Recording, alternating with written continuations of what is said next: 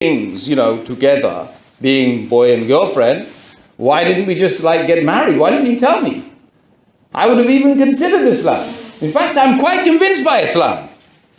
Islam is really an amazing way.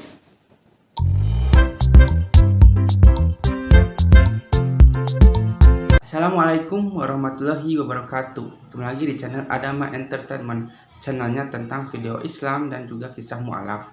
Sebelum mulai, jangan lupa untuk like dan juga subscribe ya. Tanpa panjang lebar, ayo kita saksikan. Everyone, how did I become a Muslim? What does Muslim mean? It's a good question, isn't it? What does Muslim mean? It means to worship God, to allow your free will to be guided by the one that created you and put you here. So, research, I stumbled into the faith of Islam. The problem that I could never really ascertain or try and find the answer to, and that is, what on earth was I doing on the planet? Several months with some Buddhists.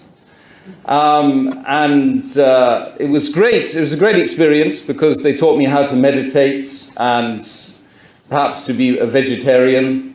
So the Golden Sutras, which is basically a dialogue between Buddha and a disciple. If I can't understand it, then what about people who, people who can't even understand reading and writing and, who haven't got really much education? If I can't understand it, they can't understand it, then it can't be a universal message. So that was the last attempt I gave with Buddhism. And this young lady comes to me and says, "Come to our meeting." So I said I would oblige and I would, say yes to anyone once. So went off. It was in Brighton. The meeting was right on the seafront in this big hall. Walked in, great bunch of people, seemed to be very affable, spiritually inclined. I thought, great, maybe I can find the purpose of life with these guys. So I'm sitting alongside them, having a good chat, then suddenly their attention turns away from me, like we all need to be loved, right? And to this man who appears on the stage with a guitar in his hands. So he's got a rock guitar, and another guy comes with drums. Starts playing. He starts singing. Jesus, Jesus is inside of you. It's a bit like that, but I can't sing. And then, randomly, he just selects one person in the crowd, and he points to him, and he says, "Put the devils inside you, boy!" A bit like that. Americanization, So, there's me sitting at the back thinking, oh dear, I'm next. I know it. That's why they brought me here. Oh my God! What am I going to do? So, the guy falls on the floor, and then it's sort of fit, like a fit. He's shaking.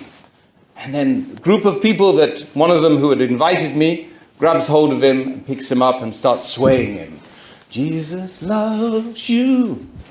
Like this. The whole group of them. So I'm quite freaked out by this. And I'm really not into staying around. So I edge my chair back very slowly but surely. And I run from the venue, and I never go back again. Most of the people here are Christians. So let me go and find a serious Christian theologian, and let me speak to him. So I knock on the door of a church on the Lewis Road, and this place is built on the same specifications of Noah's Ark. I don't know how they worked it out, but So went in, the guy says to me, "I'm sorry, I don't have time to answer your question right now." I'm popping the question to him, the most important question that humans have been asking since the beginning of civilization, right?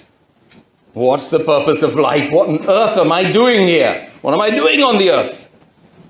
So he says to me, come back on Monday. He makes me wait 3 days. I advise any Muslims, don't do that. Engage with people. If they ask you the question, then answer it to the best of your ability. So 3 days later, I went back. He was kind of busy anyway, but he managed to give a window of opportunity for me to speak to him. And so he says, so how can I help you?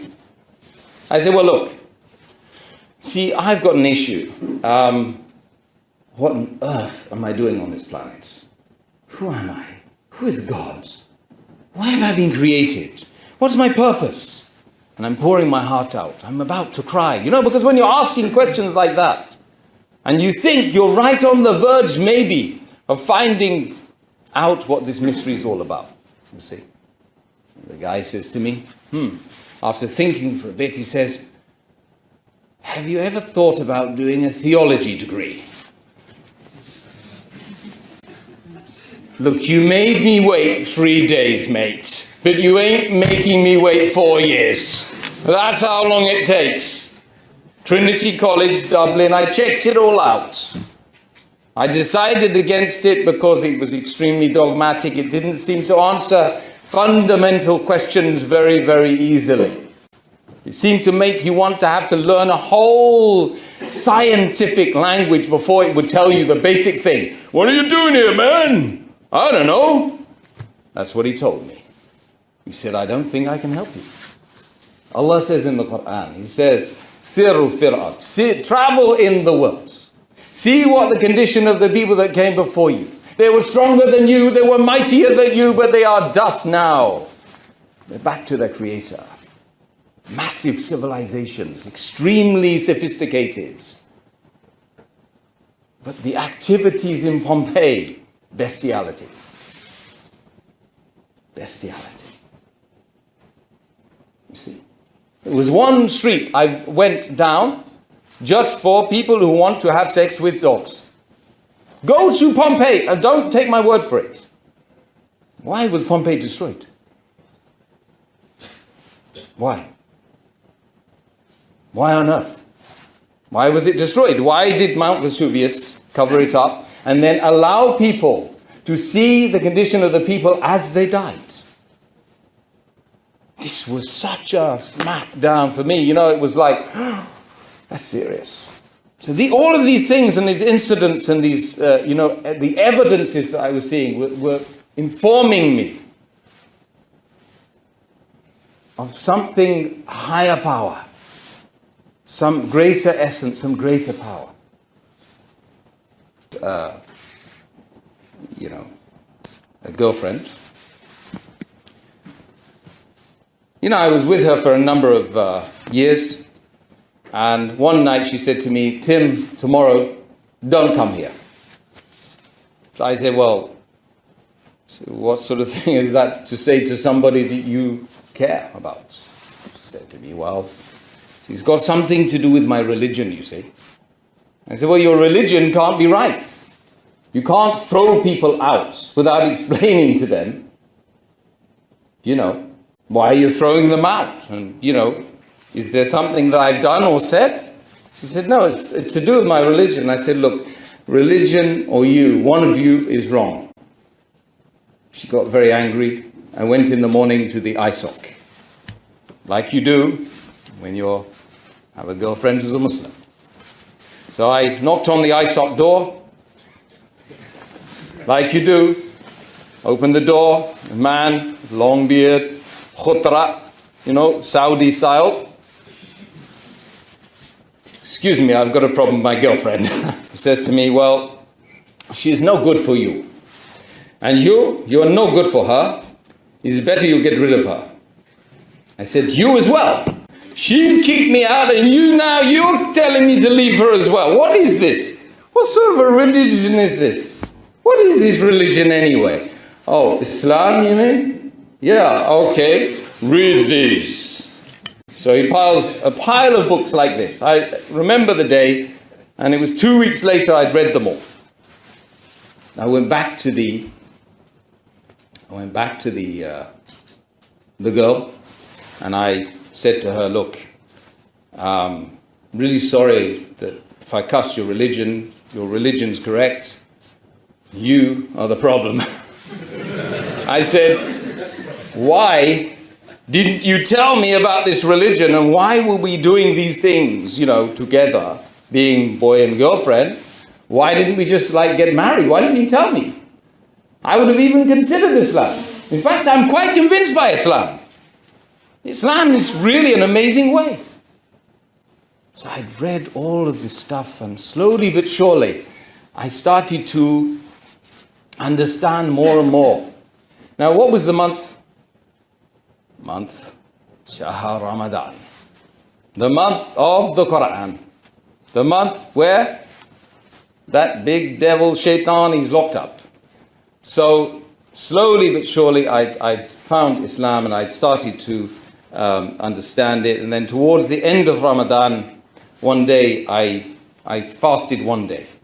And it was like somebody had taken me out of the dark room, removed my blindfold, and shown me the rest of the world. And it's the first time I'd really seen the world through the eyes of a believer, and the eyes of somebody that really had, just started to live. Fundamentally just started to live. So then I kind of just kept washing myself, because I'd read about the ghusl and wudu, ghusl, baths and purification. So I was washing myself the whole night, and I kept reading some Quran in English and then washing myself, really thinking I need to cleanse myself of all the stuff that I've done and thought and said in preparation for I don't know what. Because I didn't even know what I was doing, really. But in the morning, I ran out of the house, and I found the first brown person with a white hat. Because that's all I knew. Islam was brown people with white hats. I said to him, excuse me, is there a mosque here? He said, oh yeah, just up there. So I walked into the mosque, and this guy grabbed hold of my collars at the top of the stairs and said, you're mine. He could really see there was something peculiar about me, I'm sure. And he said, Brother Najib, his name was. He was Tablighi brother. Tablighi brother. MashaAllah. Big smile. Full of promises, man. MashaAllah. And he grabbed hold of me and said, what are you doing here? I said, I've come to accept Islam. And I need you to go through the ropes with me. He said, well, what do you know about Islam? So I explained Islam to him, because I've been reading. I probably read more about Islam than most Muslims do anyway, in that 2 weeks, you see. So I'd read through it, and I was totally convinced, and was ready to take the Shahada. And then he says, took me up to the Imam, and that was just after Fajr, in the last 10 days of Ramadan. So it was ram-jammed, the mosque was full. So I took the Shahada. Nah, sepertilah kisahnya. Bagaimana kan kisahnya ini sangat menginspirasi kita, bahwa kita itu sebagai umat muslim, dengan adanya video ini kita itu menjadi terinspirasi bahwa kita itu bisa lebih baik lagi untuk menjadi seorang pribadi muslim yang lebih baik lagi. Dan dengan video ini juga mungkin kalian juga yang mungkin non muslim ya, yang menyaksikan ini, kalian juga mungkin ada gambaran seperti apa bahwa agama Kristen itu tidak selalu misalnya benar ya, karena banyak juga kontradiksi di sini, bahwa agama Kristen, agama non Islam misalnya gitu ya, jika orang-orang mereka itu mualaf itu karena apa, kebanyakan itu mereka itu tahu bahwa Islam itu adalah agama yang benar, agama yang lebih masuk akal daripada agama-agama lainnya. Dari mana kita itu bisa tahu hal itu ya, karena kita mempelajari Al-Quran dan mempelajari agama Islam gitu. Kita itu harus terbuka, harus berpikir terbuka, harus maksudnya kita itu harus mencerminkan bahwa kita itu sebenarnya itu Indonesia itu emang toleransi ya, tapi ketika kita dihadapkan dengan sesuatu agama gitu ya, kita harus mengkaji, misalnya agama Kristen seperti ini, agama Hindu seperti ini, agama Islam juga seperti ini, dan Beda-beda ya, karena di Indonesia itu banyak banyak sekali agama ya, tapi kebanyakan di channel ini adalah tentang agama dari non muslim ke muslim, dikarenakan agama Islam adalah agama yang paling sempurna di dunia ini. Sampai akhir zaman pun Al-Quran Al-Quran itu berkata bahwa Allah itu akan menjaga Al-Quran sampai hari akhir. Nah, semoga yang menonton video ini bisa terinspirasi ya, dan semakin kuat lagi imannya, terutama agama Islam ya. Dan jika yang nonton adalah non muslim juga, kalian cobalah untuk berpikiran terbuka dan seperti apakah Islam dan sebagainya. Jangan sampai kita itu banyak kan ada seperti Islamofobia dan sebagainya, tidak suka kerudung, tidak suka pengajian, tidak suka apapun yang padahal kan kita menjalankan agamanya masing-masing. Bagi kalian yang belum subscribe juga ya, silakan itu subscribe dan juga like dan juga komentar ya, agar kita itu bisa bersilaturahmi. Agar kita itu, karena di kolom komentar ini ya, di channel ini kebanyakan itu agama muslim dan non muslim itu suka ada ya, dan suka ada yang membalas dan sebagainya. Dan jika kalian suka, jangan lupa untuk like, komen, dan subscribe ya. Dan nantikan video saya selanjutnya. Wassalamualaikum warahmatullahi wabarakatuh.